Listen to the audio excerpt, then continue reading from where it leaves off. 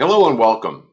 Yesterday I made a post for Twitter and it's gotten some feedback, and I wanted to make sure I addressed one of the main questions that has been coming back, or pushback, I guess is the best word.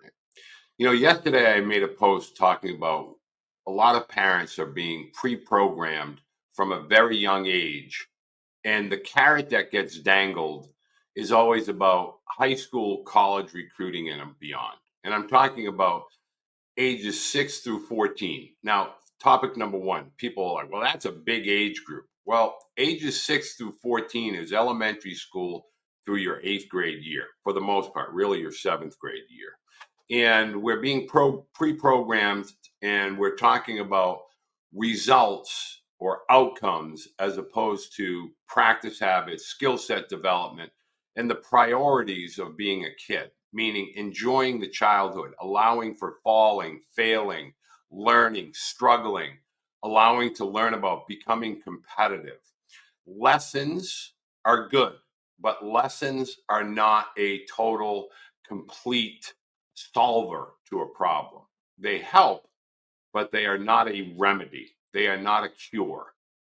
And I think it's important for parents to know that.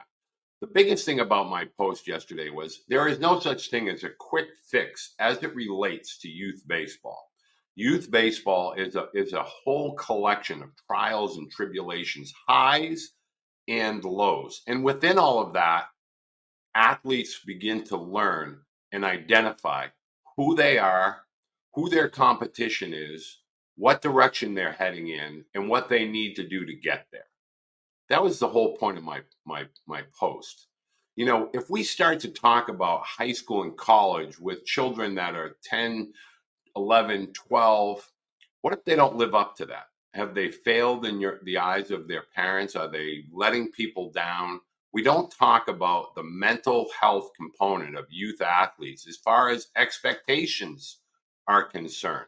And whose expectations? Are they somebody from social media? Are they someone within their family? We need to address those sorts of things. The other thing that seemed to catch the attention, I guess to be polite, is talking about college baseball before the age of, say, freshman year or sophomore year. Here's the facts. College recruiting is not the same. Travel baseball is not the pathway. High school showcase is no longer the direct pathway. Do they play a role? Yes. It's a billion-dollar business. Is somebody going to change that? Not in one day, but I promise you there are going to be changes. That I know for a fact. The issue here is if we continue to tell athletes that their singular focus needs to be about making a high school varsity team or making a college program, being a participant at the college level. If they don't achieve that, are they a failure? Was all that experience as a kid worthless? In my opinion, it's not. Because the facts are, the numbers tell us, the reality of the topic is 90% of high school athletes will never play a day in college. And I'm being kind at 90%. It's 2% Division I, it's 3% Division II.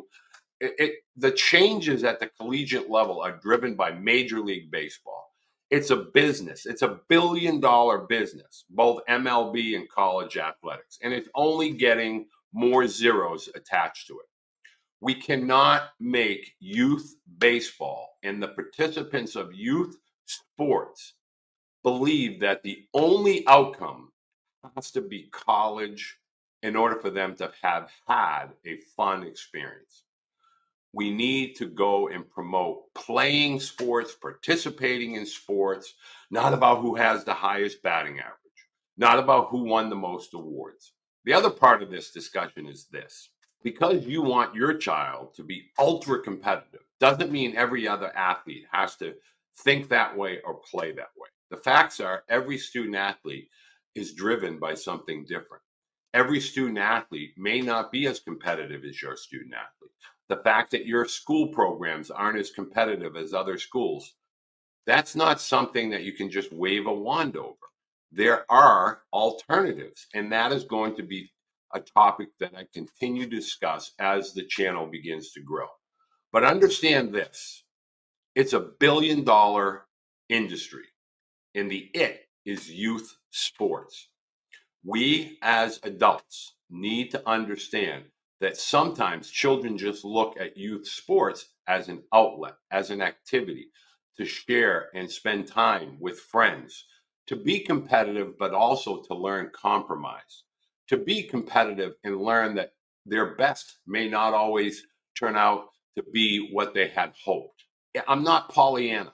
I understand that everybody wants the great outcome, but I can tell you, when you get to the higher levels of sport, the more is demanded of your student athlete. And the more that's demanded puts more intense pressure on them mentally, not just physically.